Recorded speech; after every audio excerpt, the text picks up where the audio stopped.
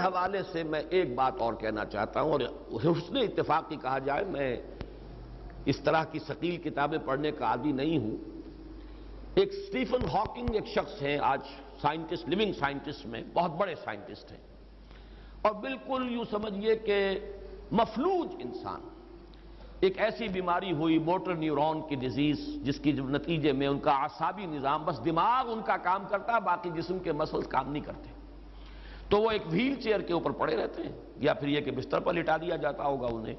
اس wheel chair کے اوپر ہی ان کا ایک کمپیوٹر ہے اور سب کچھ وہ لکھتے ہیں، زبان سے جو کچھ کہتے ہیں وہ کوئی ان کا قریب کا جو مستقل طور پہ ان کے پاس رہتا وہ تو کچھ سمجھ سکتا ہے ڈیسائفر کر کے، باقی یہ کہ عام آدمی ان کی گفتگو نہیں سمجھ سکتا۔ لیکن اس وقت وہ آئنسٹائن کے بعد پوری دنیا میں، دنیائے فزکس میں، عالم طبیعیات میں چوٹی کا آدمی،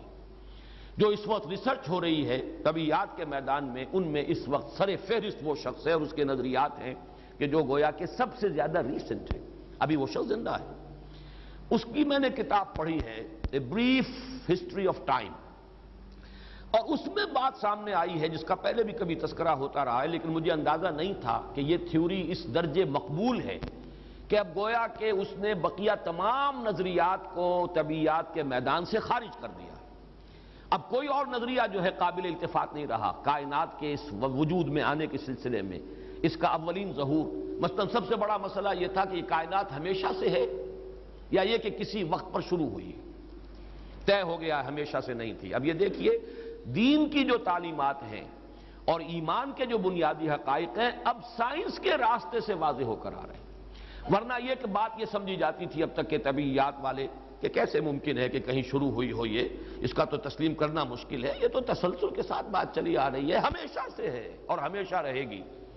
اب یہ ہے کہ نہیں، یہ ایک وقت معین پر شروع ہوئی ہے، ایک وقت معین پر ختم بھی ہوگی، یہ بات تو اس کا ایک جز ہے۔ لیکن اس وقت جو خاص بات جن سے میں اشارہ کرنا چاہتا ہوں وہ بگ بینگ تھیوری ہے۔ ایک وقت میں دھماکہ ہوا ہے بہت بڑا، بگ بینگ۔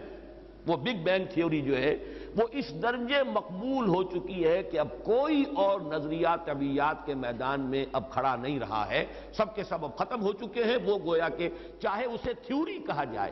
لیکن بعض تھیوریز ایسی ہیں کہ جو اسٹیبلش فیکٹس کے درجے تک پہنچ جاتی ہیں، ان پر یقین اتنا ہوتا ہے جیسے کہ یہ ثابت شدہ اور ویریفائڈ فیکٹ ہے، اور واقعہ یہ ہے کہ اس کی ویریفیکیشنز جو ہیں، اس سے جو نتائج نکلتے ہیں، ان کو جس جس طریقے سے ویریفائی کیا جا سکتا ہے سائنس کے میدان میں وہ ویریفیکیشن کی جا چکی ہے۔ وہ بگ بینگ کہ دھماکہ ہوا ہے کوئی، اور عدم سے وجود، عدم محض سے وجود ہوا ہے، اور جو اس کی ابتدائی شکل تھی وہ اس کا ماس جو ہے زیرو تھا، کوئی حجم نہیں تھا، اس کا ماس واز زیرو، انرجی جو تھی وہ انفائنائٹ، ٹیمپریچر انفائنائٹ، بلینز اور بلینز آف ڈگریز تھی اس وقت ٹیمپریچر، لیکن ماس کوئی نہیں تھا۔ انگارے کے اندر گرمی ہوتی ہے، انگارہ نہیں تھا، صرف حرارت تھی، حرارت تھی، اور انرجی پیک جسے کہا جائے، انرجی تھی لیکن ماس زیرو۔ اور یہ بات بالکل مطابقت رکھتی ہے، قرآن مجید کہتا ہے کہ وجود اللہ تعالیٰ کے ایک کلمہ کن کا ظہور ہے، یہ کن، یہی وہ بگ بینگ ہے، اور اس کن ہی کے اندر جو بھی اللہ تعالیٰ نے انرجی پیک جو ہے کر دی تھی وہی ہے۔ اس کے بعد یہ پھر ایکسپینڈ کر رہی ہے مسلسل، اور جیسے جیسے ایکسپینڈ کر رہی ہے ٹھنڈی ہوئی ہے، چنانچہ ان کا کہنا یہ ہے کہ اس بگ بینگ کے نصف سیکنڈ کے بعد وہ اس کا ٹیمپریچر آدھا ہو گیا تھا، وہ آدھا بھی اتنا تھا کہ آج جو سورج کا جو ٹیمپریچر ہے اس کے بالکل نیوکلیس کے، اس کے بالکل اندر جو ٹیمپریچر ہے اس سے بھی کئی ہزار گنا زیادہ تھا وہ آدھا ٹیمپریچر بھی۔ اتنی حرارت، اتنی انرجی، لیکن زیرو ماس، اس لیے کہ مادہ تھا ہی نہیں، انرجی ہی انرجی تھی۔ یہ انرجی ہے در حقیقت جو اللہ تعالیٰ کے اس امر کن سے پیدا ہوئی۔ اسی انرجی میں پھر وہ فوٹونز تھے اور ایسے باریک ذرات، 1 ملین ملین ملینتھ، ایک ملی میٹر کا، اور وہ ملین میں ایک کے ساتھ 30 زیرو اور لگائیے تو 1 ملی میٹر کا 1/1 اور 30 زیرو لگا کر جو بھی تصور کو ذہن میں لا سکتے ہو تو یہ تھا۔ اس کے بعد اس کو جو مختلف پارٹیکلز اس سے ظہور میں آئے ہیں ان کا حجم یہ تھا۔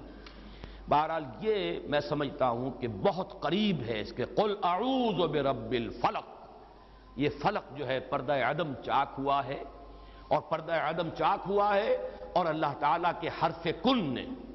یہ اللہ کا ایک حرف کن جو ہے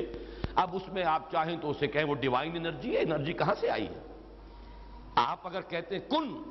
اس میں آپ کی اپنی انرجی ہے جس نے کہ وہ شکل اختیار کی ہے اس حرف کن کی، اس لیے کہ یہ انرجی کے بغیر تو نہیں ہے۔ بہرحال یہ ذرا پھر